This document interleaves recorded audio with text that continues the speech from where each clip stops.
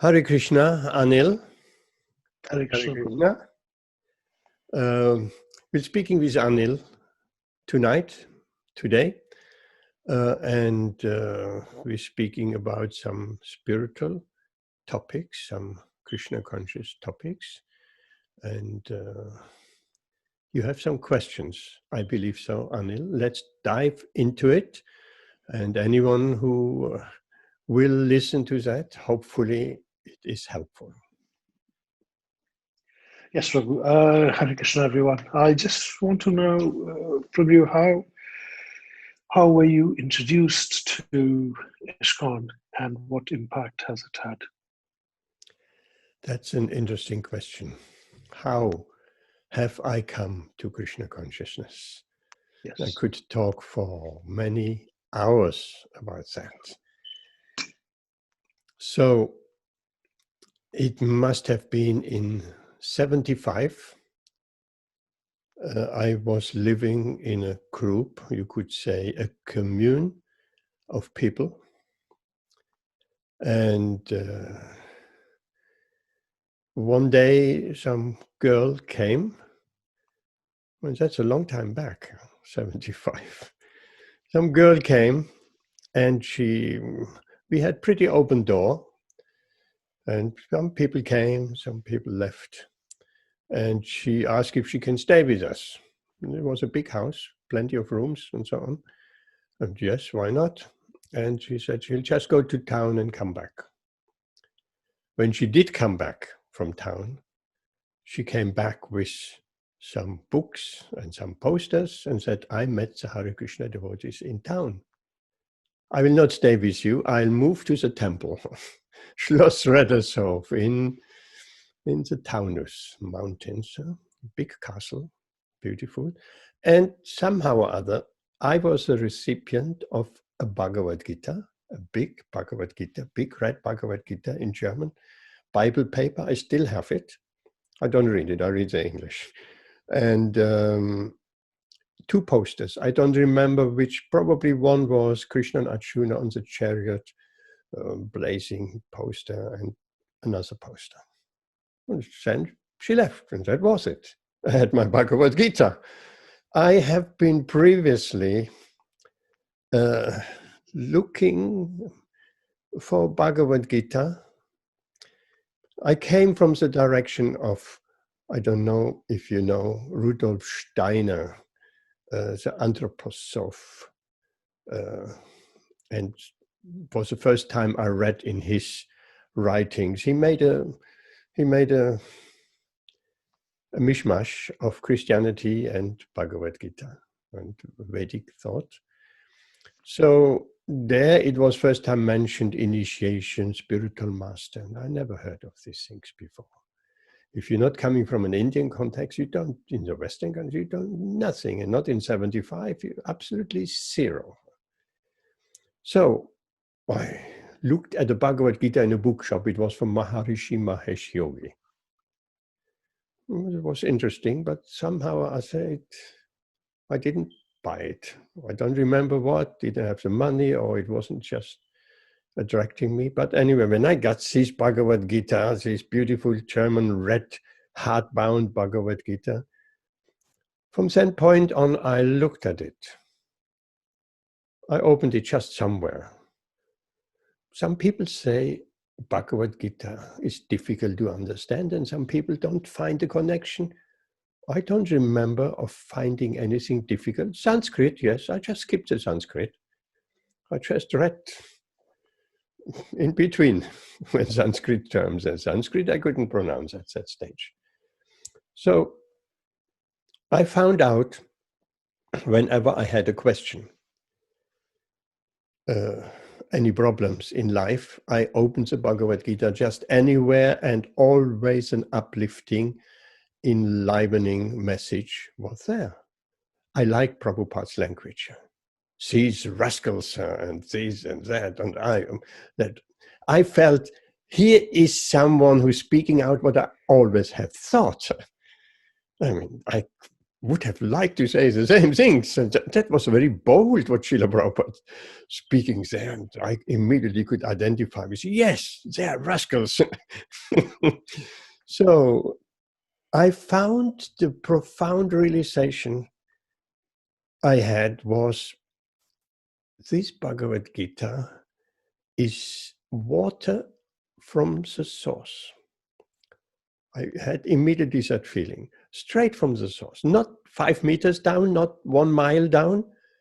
I mean, if you have ever tasted some water from the source, I have in the Pyrenean mountains, coming down and fresh. That water is different than the water coming out of the tap. It has a taste. So this Bhagavad Gita was fresh from the source. That was my profound realization. And I used that Bhagavad Gita for a long time, whenever, not systematically, but just here and there. And I loved it. I had so many books. I had a whole bookshelf, like you see behind me, something like that. So many books on, from Buddhism to Zen Buddhism to Rudolf Steiner to Wilhelm Reich to psychology and all of that. When I did some meditation, so I wonder why that girl, I forgot her name. I remember her vaguely how she looks like. Revati, she was, after she was initiated, she must still be a devotee today, I'm sure. Revati was her name. And why did I get the Bhagavad Gita and not maybe 12 other people? Maybe because I was doing some meditation before that. I'm trying to do some meditation. I read some instructions. You sit straight and you look at the tip of your nose and you feel your third eye opening. And I imagined it will do something. Maybe it did a little bit of peacefulness or something. So she must have seen that and thought, oh, here is someone who Krishna has, of course, directed in that way. So one day I had absolutely no idea. There were the devotees, and it was just a book.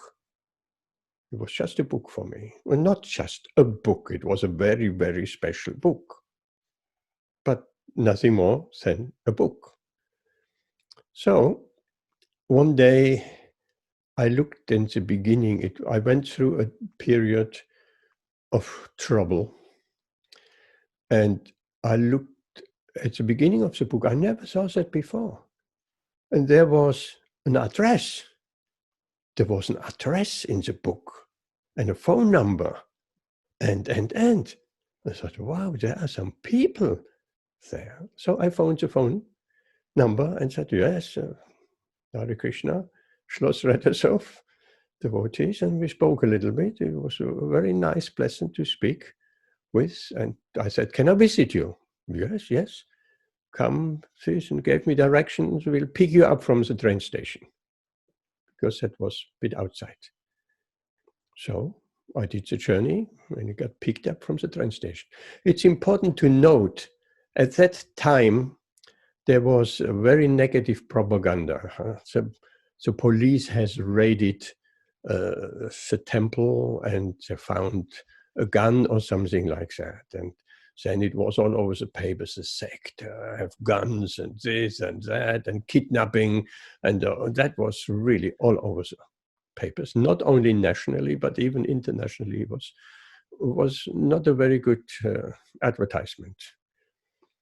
So then the person who picked me up, Suchandra, now Bhakti Bhushan Swami in Argentina. So then I brought out my doubts. What about his weapons? What about kidnapping? What's in the papers? He said, oh, that's me. What do you mean? That's me. Well, I have a daughter, and my wife, she actually became a prostitute. So I took that daughter, and then the press made a big deal out of it. Hare Krishna's kidnapping child. So from that perspective, I immediately felt some sympathy, and I knew that this propaganda in the newspaper, that is just what it is, propaganda. So then I visited the temple, and it was an experience. Again, anyone from the Indian background will not understand that. So I've never seen a temple, not a Hindu temple. There are no Hindu temples in Germany. At that time, certainly not. Nothing. Also, there's churches. There's Protestant church and Catholic church, and that's it. So there was a Vyasa-san with Srila Prabhupada, and there was an altar and some deities, and devotees are bowing down. Bowing down. I've never seen anything like that. People bowing down. But I bowed down also because everybody bowed down. I thought I may not understand it now. If I just follow what they're doing, I will understand in the future. So that attitude helped me a lot, because later on I brought a friend also to the temple we visited, and he said, I don't bow down to anything and anybody. So that stopped his progress. But he still appreciates Bhagavad Gita. I just, after 40 years, I got in touch with him in Germany. And yes, we read some chants, mixing up the mantra a little bit, but there's still something there. Anyway, so then after visiting regularly every weekend, and more than that, I lived in some little ashram in Germany on the hills, a bit away from the village, all on its own. Nice, very nice place. And there were lots of fruits, vegetables, and growing a lot of things. So I always brought something to the temple, and flowers, when the devotees were grateful. And these flowers sometimes decorated the altar and like that. So it was very nice to do some service.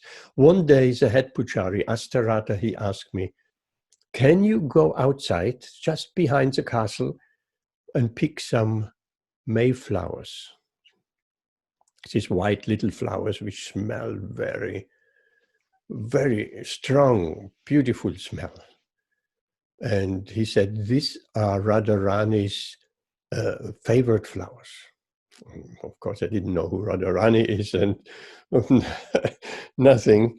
So I picked some flowers and gave to him because she was nice. And the next morning, Radharani had the flowers in her hand. That was my entry into Krishna consciousness. I believe so. That was my first service to the deities, and Radharani held my flowers, which I picked. And from there, the doors are opened. Later on, I moved into the temple. Later on, I moved to France because in the temple there, I had the two boys with me because I was alone. And the temple, there were just brahmacharis. So that wasn't really suitable. There was one family with a small girl, but that was it. So in France, I had a gurukul. So I went to France and stayed between 80 and 88 in France. And the children went to gurukul and got a good grounding there. And it was also in the countryside and a beautiful place to be with 200 children there from all over Europe, from England at the time, because they didn't have the teachers. Later on, they developed a gurukul of their own, but English, Spanish, Italian, French. So there was a very international, big community, also in a castle. That New Mayapur still exists. And that New Mayapur, Srila Prabhupada came to New Mayapur. So I don't remember, did I live in the temple at that time or I came for visiting, but it was said Srila Prabhupada is coming to France, Paris and New Mayapur, farm community, cows and all of that. And he's coming to London. So if you want, he first comes to France and then to London. So make it clear, if anybody wants to come, we'll take a minibus and go into France, and you take a minibus and go into London. So I decided France, because it was sooner, somehow or other. And we went a minibus full of devotees, maybe Toyota Hiace minibus, which they used for Sankirtan, which usually lots of books, and I went for the whole week and distributed books and came back on a weekend. So we went straight non-stop from Germany to France. I remember one devotee, elder gentleman, because most devotees were pretty young. He, Ratnagarba, I don't know what became out of him. He was expecting to get Brahminical initiation in New Mayapur. He chanted Hare Krishna non-stop, 10 hours, non-stop, from Germany, Radisov, up till France, and nothing. He was absorbed and he just chanted Hare Krishna, Hare Krishna. I found that pretty impressive. At that time, I couldn't do that. So anyway, we came to France. We first of all did not find it because it was in the countryside, and we went too far, and we went back, and eventually we arrived some little dirt road up. It was also a castle with lots of, quite some acres of ground. And someone said, Srila Prabhupada is right over there.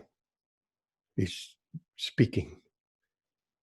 So we quickly, I remember, quickly put some tilak on in the mirror of the car and rushing over. And there was a group of 30, maybe 30 devotees in a circle.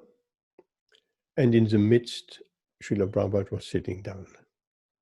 So my first impression was, here is someone from a different planet. That was honestly my first impression. This is alien planet. This is someone not from this planet, because he was effulgent. He was very small, and he sat there, and his eyes closed most of the time, and the devotees around. At that time, I could hardly speak any English, so I didn't understand anything of the talking at all. But they're asking questions, and he was answering. And I was standing there because we came quite late in that circle behind. Not there were at least 2-3 rows of that circle. And of course, that's a subjective account, but that is, many other devotees felt like that too. At one point, I was just staring at Srila Prabhupada, just standing there.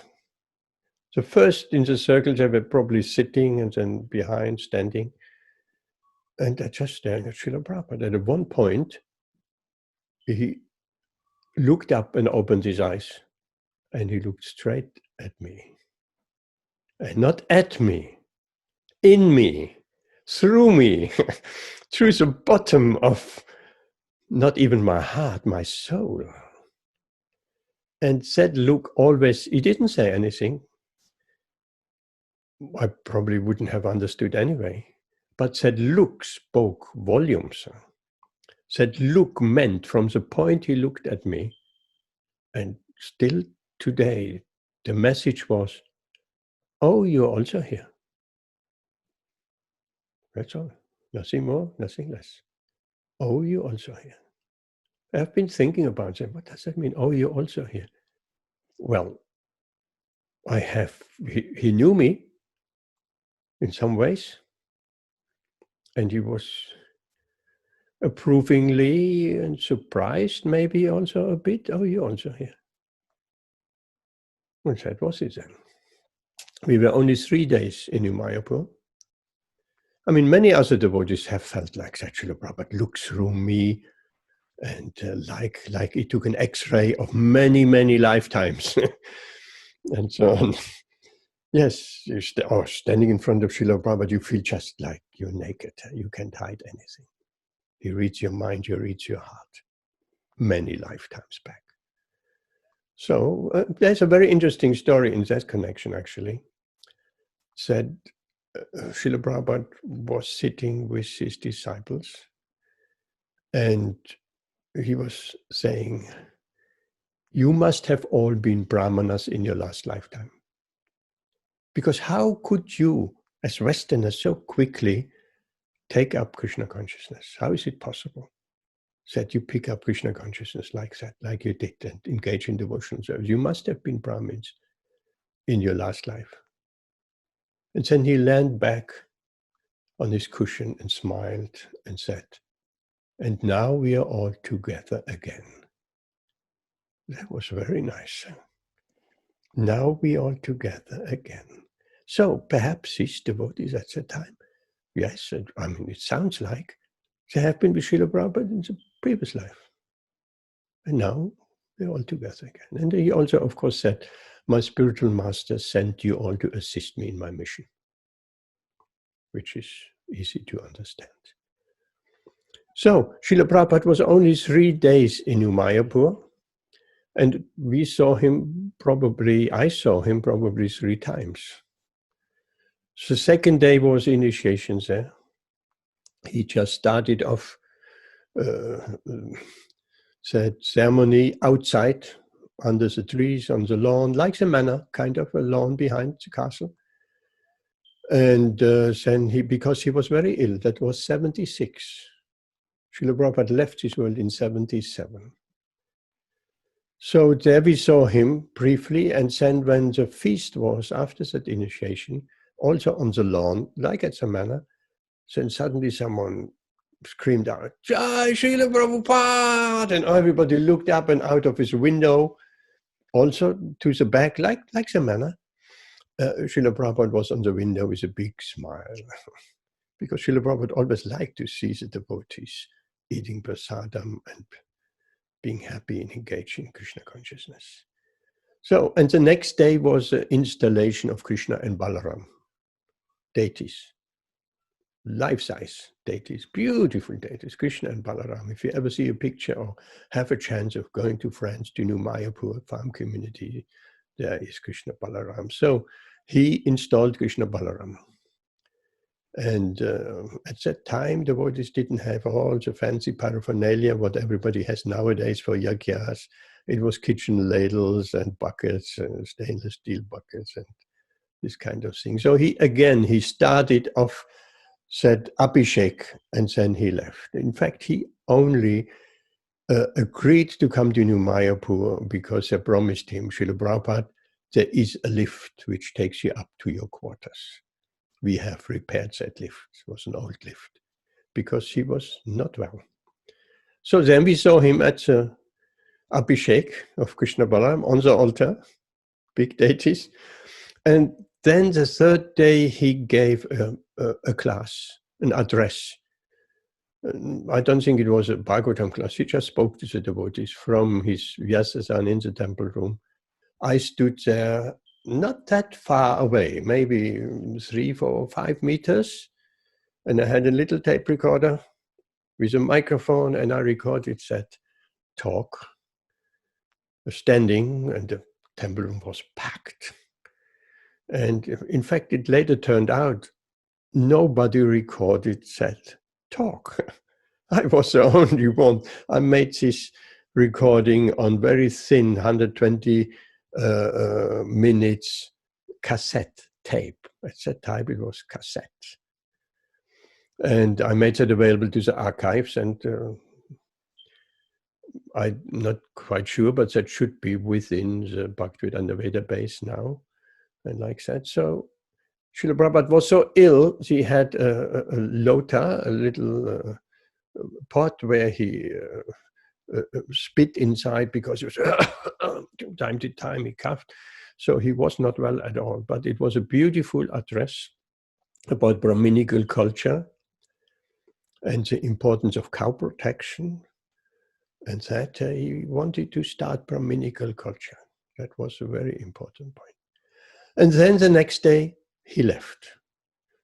They carried him on an improvised chair, carried him with 4 poles. They carried him down the front, the stairs, and there was a black, biggish car maybe old Mercedes or whatever, waiting. And then he went, and the devotees felt their hearts were bleeding. They got so attached in these 3 days, and now Srila Prabhupada is leaving. And I felt that too.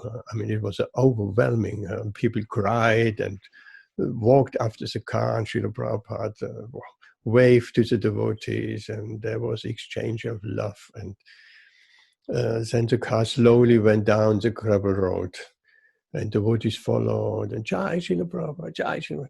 That recording is available. It's on my YouTube channel. I can send you a link. There's lots of kirtans there as well, and then Srila Prabhupada's class is there, and when he leaves with the car, that is also there. So I found myself running, like many others, running after the car.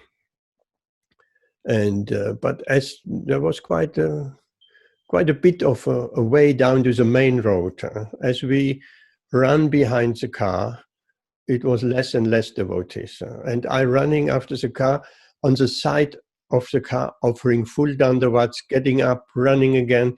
And I mean, that ground was prickly or whatever. It wasn't just a clear, nice, clean lawn. I just couldn't help that. I just ran beside that car. I didn't see Srila Prabhupada looking or anything like that. I just ran beside that car, offer full dandavat, get up, run a bit, dandavat, get up, and then we arrived down at the bottom where the road, where the main road, actually the tarmac road, starts. And there were a group of only then 5, 6 devotees. And it felt very sad. Little did I know I would not see Srila Prabhupada again. Little did I know. And then we felt quite dejected and went back, sad, crying. And then in the temple room, beautiful Lochanananda, who is a very wonderful kirtaniya with a good voice and nice harmonium, were just going on the singer prayers. That's on that tape as well. And that was very soothing. And that was it.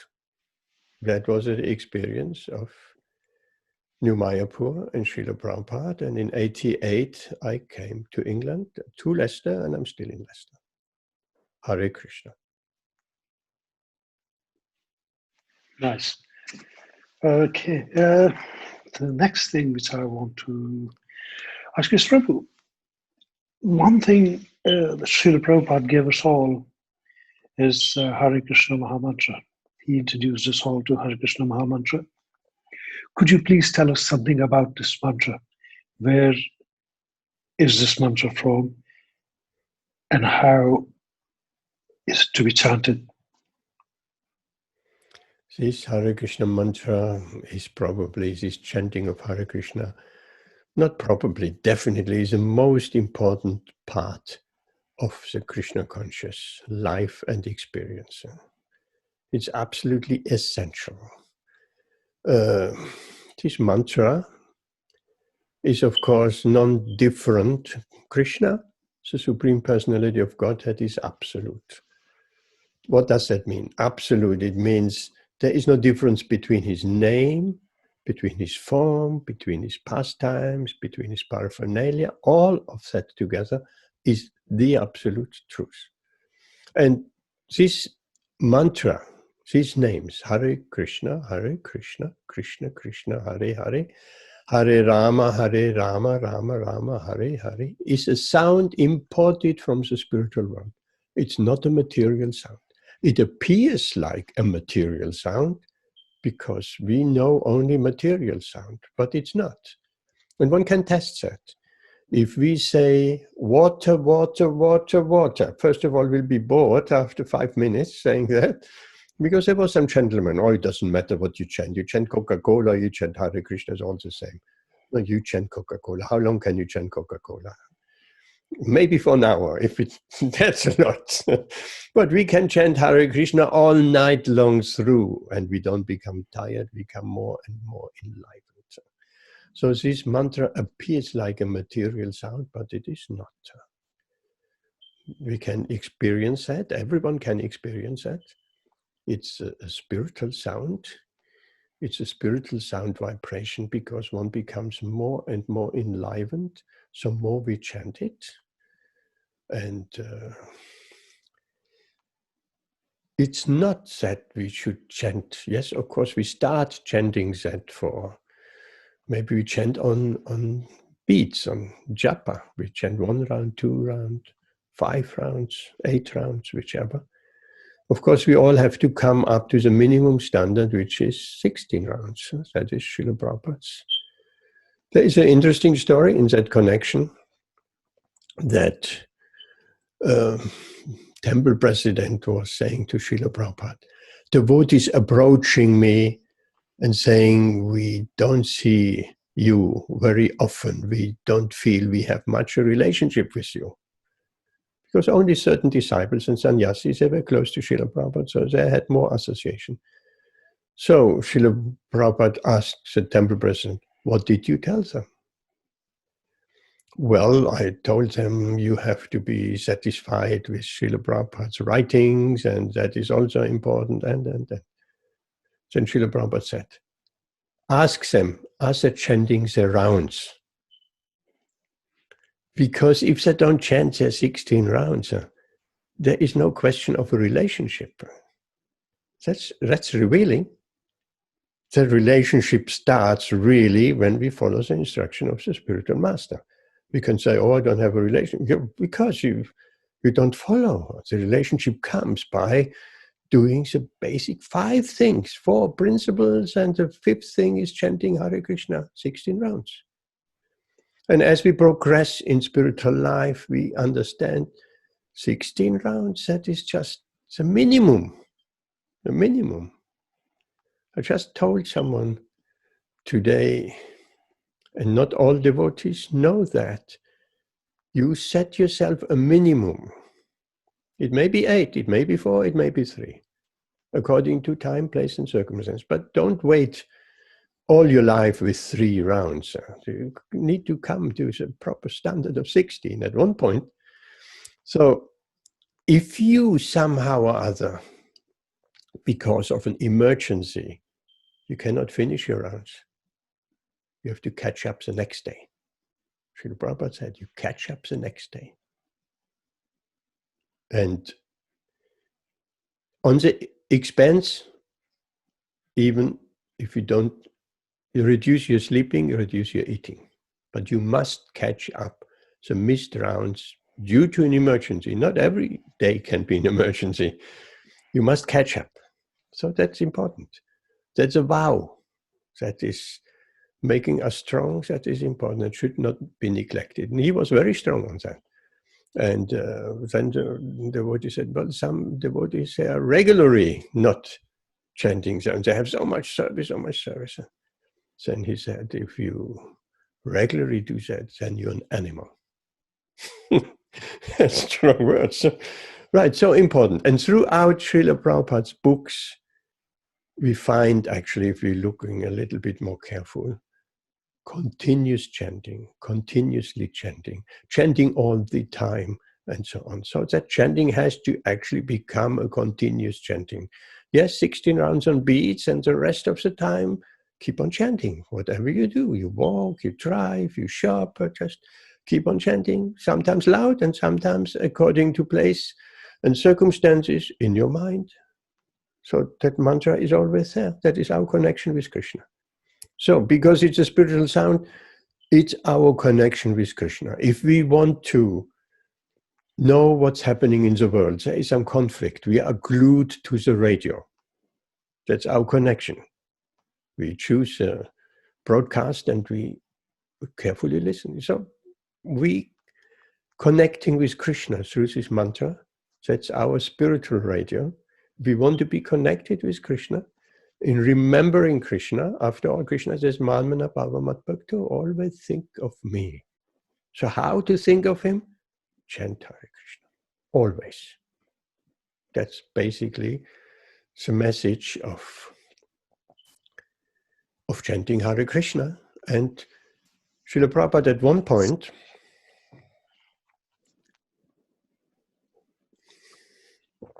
At one point he said, "Why you think I have written all these books?"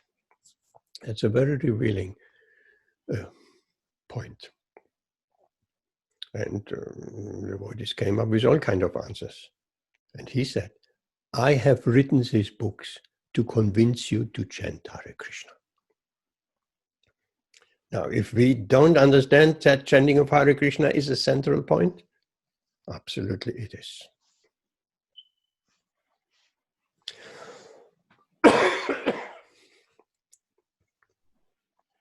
Right. Nice. Okay, thank you. I So wonderful. forgot to set my stopwatch. I wanted to set it because Zoom is zooming out after 40 minutes, I believe so.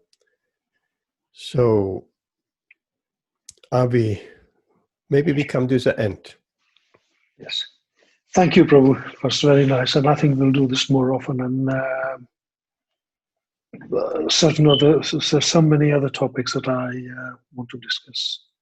At least one-to-one is much more detailed. And thank you very much. Hare Krishna. Hare Krishna. Hare Krishna.